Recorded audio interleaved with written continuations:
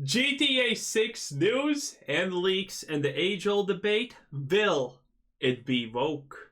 One of our main pieces of GTA 6 news to come out recently was a potential confirmation of who exactly is going to be playing Jason, the protagonist for Grand Theft Auto 6. Now, for a while, it was reported Please be a trans woman. Please be a trans woman.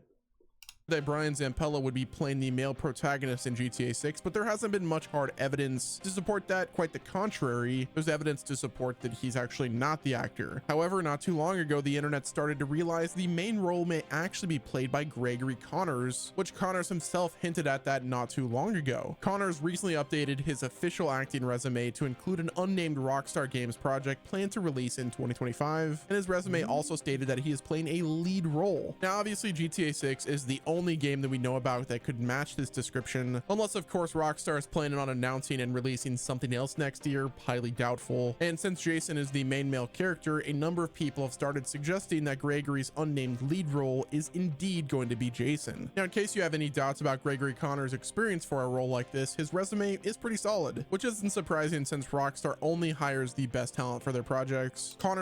GTA 6 is completely just gonna burn American culture to the ground. If you think things are bad, wait until GTA 6 hits the market, boys. Holy! America is gonna be sent back to the Stone Ages. It's gonna be amazing. Connors played Brandon on the miniseries Morganville, and more recently had an uncredited appearance in the 2024 remake of Roadhouse. Now, sure, Wasn't this Roadhouse completely stupid? Didn't it have John Cena in it? And he was an absolute clown? A bigger clown than usual, I obviously mean. But yeah, wasn't this hilariously bad? Now, sure, I guess it's fair that he hasn't had any mainstream roles, but that doesn't mean that he isn't talented. And assuming these reports are correct, this could be what catapults his career to the next level. Now, there is still a possibility that Jason's actor remains unknown, because we do have to remember that just because we know he's playing a lead role doesn't mean we know who's playing the protagonists. It's entirely possible that Gregory Connors has been brought on to play one of the main villains, or maybe he'll be a side character like a cop or a news reporter who plays a frequent role in the story. Quote unquote lead role could mean a lot of things in the context of an open world video game of the scale that Rockstar creates. It could be that he's just a lead character role for GTA Online. You know what I find extremely, bad about GTA? It's honestly how unrealistic this is. Like, look at this. Rockstar is supposed to go with the times. They're always supposed to hit the cultural thing that's currently happening. And look at this. This is an American beach. And what do you see? Well, more precisely, what do you not see? That's right. Fat, naked people. You don't see them. What the hell? America is like 60% obese at this point. Look at this filthy pig. We need more of these. And if you're American and you're like, that's not fat, cope harder, okay? Cope harder, please. It only makes sense if you cope harder. One of the main villains, or maybe he'll be a side character like a cop or a news reporter who plays a frequent role in the story. Quote unquote lead role could mean a lot of things in the context of an open world video game of the scale that Rockstar creates. It could be that he's just a lead character role for GTA Online. But that being said, several members of the GTA community have compared Gregory Connors' voice to what little dialogue Jason had in the first GTA 6 trailer, and honestly, it seems pretty close. Either way, we'll surely get confirmation in the near future, but right now it's looking Wasn't that like maybe 3 lines or something? pretty open and shut. Now, it wouldn't be a Rockstar open world game without a giant map, and we recently got new leaks revealing how Rockstar is approaching the design of the buildings. GTA fans have been asking Rockstar for a long time to make a game where most, if not all, of the buildings actually had interiors, and according to this leak, as well as the technology behind the leak, our wish might be coming true. Now, the leak stated that 70% of the buildings in GTA 6 are going to have interiors, and the buildings will be enterable. Now, as much as it sounds amazing, dude, that is crazy. Honestly, I don't even care about that too much, because let's be completely real. GTA 6 is gonna be the biggest game that has ever been, except, randomly generated things like Minecraft and whatnot. But GTA 6 is gonna have a map that's, what, how many times bigger than 5? And 5 was already pretty big, honestly. But 6 is gonna make it seem small. And you're telling me most houses are gonna be enterable? That is crazy. I think it might be overblown a bit. 70% is a huge number for a game like this, and it would be a ton of work for the hardware, and I personally don't. Well, it's the interior, so you could probably get away with AI and just designing enough random generation for the AI to work around. So, it wouldn't technically be impossible, but, you know, doubtful, I guess. Know if the consoles are capable of handling something of that scale. However, this is Rockstar we're talking about, so anything is really possible. Now, with this being said, I do think GTA 6 will have a lot more enterable buildings than anything Rockstar has made before, but 70% seems pretty high. If there are that many buildings that end up being enterable, I think we should be prepared for a lot of the buildings to only have some rooms as opposed to being completely designed and furnished. For example, if a hotel building is enterable, that doesn't make too much sense, honestly, in my opinion.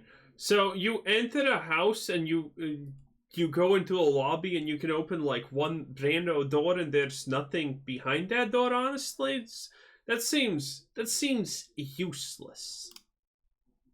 you might only be able to walk around the lobby, and then the elevators and stairs will be locked to keep the hardware from getting too overwhelmed. That being said, I 100% expect GTA 6's map to have a good number of fully designed buildings and their interiors, and it'll definitely be a much bigger game than ever before. But 70%, I think that might be a bit wishful thinking. Now, there's also been a bit of conversation in the community recently about Rockstar using AI or procedural generation to design building interiors, similar to what Bethesda did with. Yeah, it makes sense, but please don't make it like Bethesda.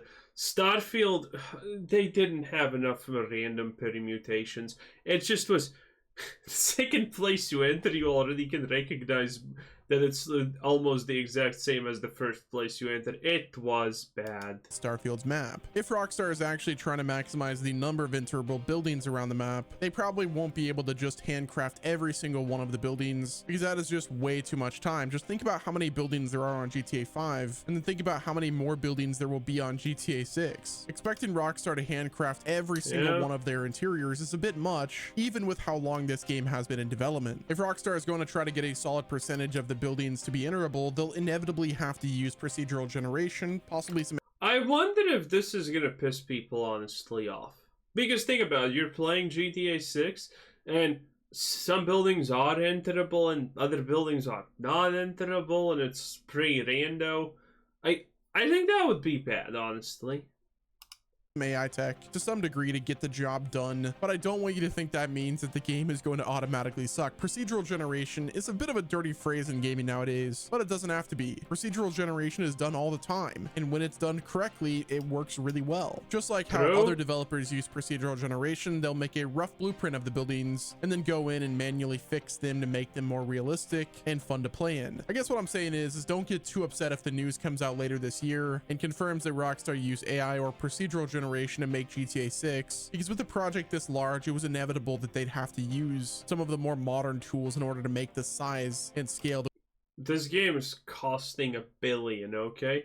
They could have honestly hired people to do these things, because again, this game costs like more than $1 billion to make, as far as we know, at this point already.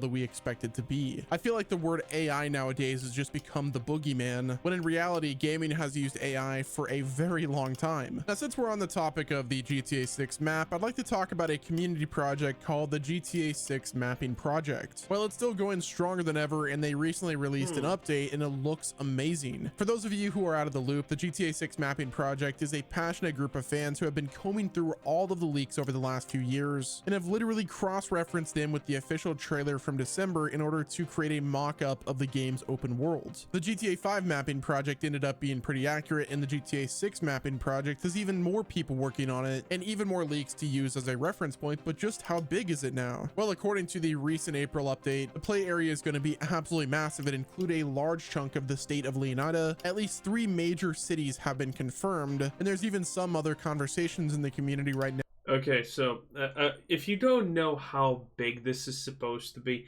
it's really kind of hard to explain, but every major city in GTA 6 is going to be, well, no smaller than the full of GTA 5, essentially. That's how big we're talking about.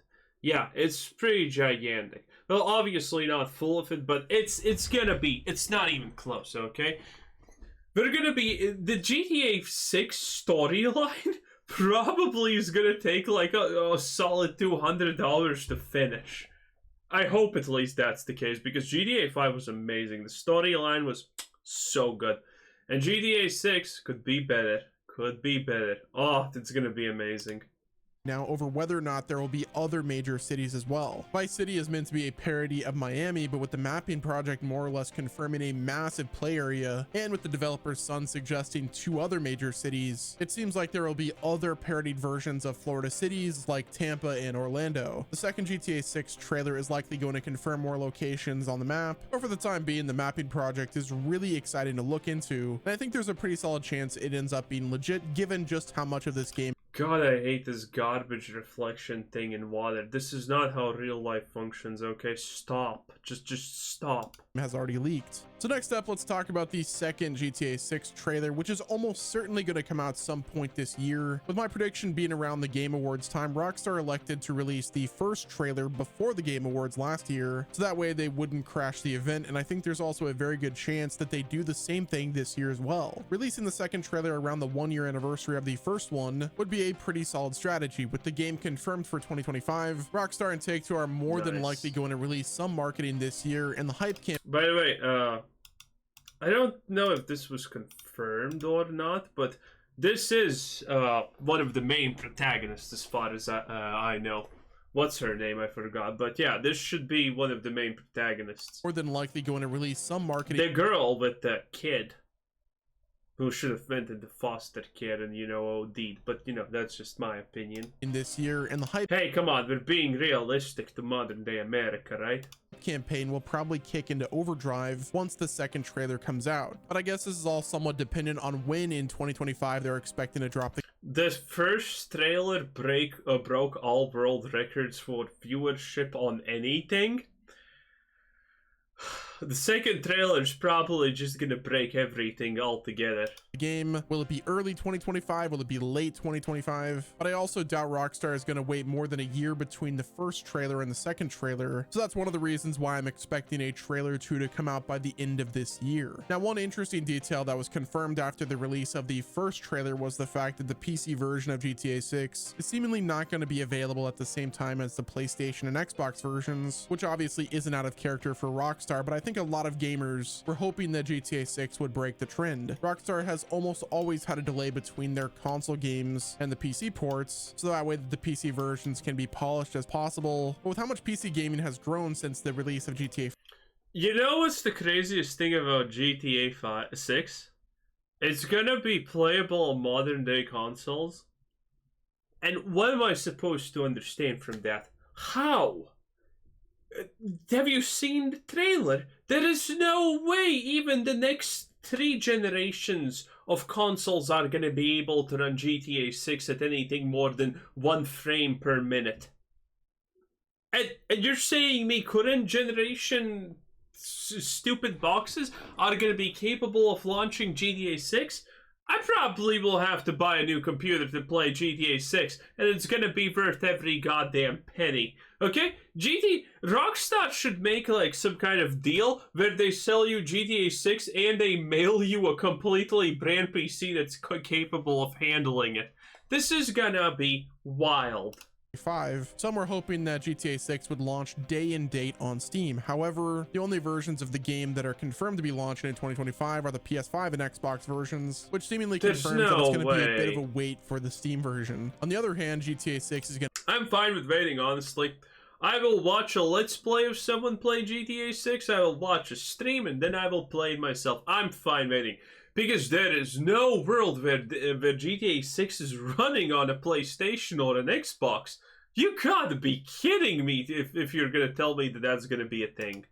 Gonna be the biggest launch of all time, and there was a giant... GTA 6 is probably gonna be a terabyte large at this point also. Has anyone even thought about that? chunk of PC gamers are gonna wait until the PC version to buy the game anyways, so it seems a little strange that Rockstar is waiting to release the Steam version or even the Rockstar Games launcher version when there's so much money to be made with it. I guess you could say that they're hoping some people are double dipping, but at the same time, people don't do that as much as they used to. The PC version of this game is gonna sell like crazy no matter when it comes out, but I think if Rockstar were gonna include the PC community with the launch hype of GTA 6, it would greatly benefit them. Nowadays, people just aren't as open to buying a console for a singular game the way they used to. Now, I mean, GTA 6 is worth buying a new PC just to handle it at maximum everything. I'm not gonna lie. I am legitimately considering that. But, you know, again, how is GTA 6 supposed to even be playable on consoles? I just don't get it. I don't. What are they gonna get? GTA 3 graphics or something like that? Because that's the only thing that could work. Anyway, that was West Nemo. 10 out of 10. GTA 6, boys. Mwah. What a time to be alive. This was Quizzer Said Sin. Thanks for watching. Subscribe if you haven't already. Have a nice day. Bye-bye.